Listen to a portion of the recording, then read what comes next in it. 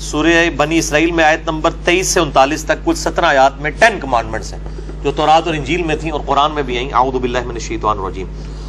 وَقَضَىٰ رَبُّكَ أَلَّا تَعْبُدُوا إِلَّا إِيَّهُ. اور تمہارے رب نے یہ بات طے کر دی تھی کہ مت پوجنا کسی کو سوائے اس کے. پہلی کمانڈ تھی توحید. دوسری وَبِالْوَالِدَيْنِ إِحْسَانًا, اور ماں باپ کے ساتھ احسان کرنا. قرآن حکیم میں کم از کم 4 مقامات پہ توحید کے فوراً بعد اللہ تعالیٰ نے ماں باپ کا ذکر کیا, اور اس کا ذروہ سنام ایپیکس یہ ہے سورہ بنی اسرائیل. اس سے زیادہ کہیں نہیں ڈیٹیل آئی ہے اور نہ سینسٹیویٹی کا لیول. اما یبلغن عندک الکبر, اگر وہ پہنچ جائیں تمہاری موجودگی میں بڑھاپے کی حالت کو, احدہما او کلاہما, چاہے دونوں میں سے ایک چاہے دونوں. وہ صحیح مسلم میں حدیث ہے, آپ صلی اللہ علیہ وآلہ وسلم نے فرمایا کہ برباد ہو جائے وہ شخص جس کو ماں باپ دونوں یا دونوں میں سے کوئی ایک بڑھاپے کی حالت میں ملے اور ان کی خدمت کر کے جنت نہ کما سکے. یہ صحیح مسلم میں ہے. مسلم میں تو اتنی ہی ہے, لیکن ترمذی کے اندر اور مستدرک للحاکم میں وہ بڑی ڈیٹیل حدیث ہے کہ آپ صلی اللہ علیہ وآلہ وسلم 3 سیڑھیاں چڑھے. پہلی سیڑھی پہ فرمایا آمین, پھر دوسری پہ آمین, پھر تیسری پہ آمین. پوچھا گیا تو آپ فرمایا کہ جبرائیل علیہ السلام آئے تھے, انہوں نے کہا کہ آپ اللہ کے رسول صلی اللہ علیہ وآلہ وسلم میری دعا پہ آمین کہیں کہ برباد ہو جائے وہ شخص جس کے سامنے آپ کا ذکر ہو اور وہ آپ پر درود شریف نہ پڑھے, اللہم صلی علی محمد وعلی آل محمد. تو میں نے کہا آمین. پھر انہوں نے کہا کہ برباد ہو جائے وہ شخص کہ جس کو ماں باپ یا دونوں یا دونوں میں سے ایک کو بڑھاپے کی حالت ملے, ان کی خدمت کر کے وہ جنت نہ کما سکے. میں نے کہا آمین. اور تیسرا, برباد ہو جائے وہ شخص جس کو رمضان کا مہینہ ملے اور وہ اپنی مغفرت نہ کروا سکے. آپ نے فرمایا آمین. مختلف طریق میں یہ ترتیب ڈیفرنٹ ہے.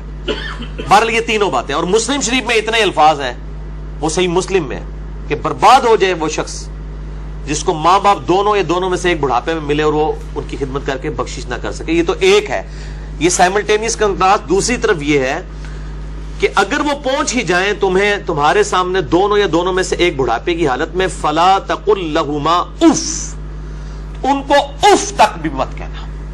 اف کی ٹرانسلیشن پنجابی میں ہو سکتی ہے آپ کہہ رہے ہیں کہ جی تسی یہ کہو چپ کر کے بیٹھے رہو, تانوں نہیں پتا. یہ تے اللہ دے بندے ہو, یہ تے گال ہے. اللہ دے نزدیک تو اتنی بڑی یہ چیز ہے. اللہ تو کہہ رہا ہے کجروی سے یہ بھی نہیں کہنا ہو, یعنی وہ بات کر رہے ہیں اور آپ ان کو صرف اتنا رسپانس کرتے ہیں, بس ایویں لگا ہوئے.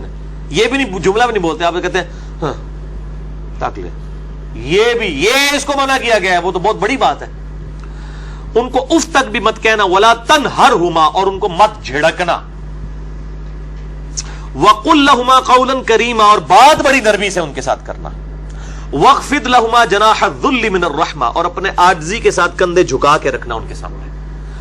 یعنی آپ غیر اللہ کے سامنے جھک نہیں سکتے اتنا کہ آپ کے ہاتھ گھٹنوں تک لگ جائیں. ماں باپ کے سامنے بھی آپ اتنا جھکیں کہ ہاتھ گھٹنوں تک نہ لگیں, یعنی حالت رکوع نہ بنے. اس سے پہلے یعنی آپ نے ایسے ان کے سامنے رہنا, جی ابا جی, جی امی جی, اس طرح اپنے عاجزی کے ساتھ کندھے جھکا کے رکھنا. وقل رب ارحمہما کما ربیانی صغیرا, اور ان کے لیے دعا کرنا ہے رب ان دونوں پر رحم فرما جس طرح بچپن میں انہوں نے مجھے رحم کر کے پالا تھا. اور یہ وجہ بھی بتا دی کہ بچپن میں چونکہ انہوں نے پالا ہوا ہے, سب سے لاچار انسان کا بچہ ہے. بلی کے بچے کو آپ اس ٹیبل پہ رکھ دیں نیچے نہیں گرے گا, اور انسان کا آپ سال کا بچہ بھی رکھ دینا, وہ اگر کروٹ لیتا ہے تو گر پڑے گا. اس کو نہیں عقل کہ میں نے نیچے گرنا ہے یا نہیں گرنا.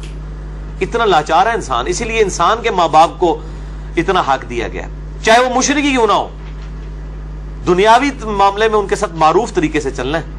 یہ حضرت لقمان کی جو نصیحت ہے, میرا بھی وہ لیکچر بھی ریکارڈ ہوا ہے, مسئلہ 176 میں نے بتایا. ربکم اعلم بما فی نفوسکم, یہ آپ کی بات کا جواب آ رہا ہے. تمہارا رب خوب جانتا ہے جو تمہارے جی میں ہے.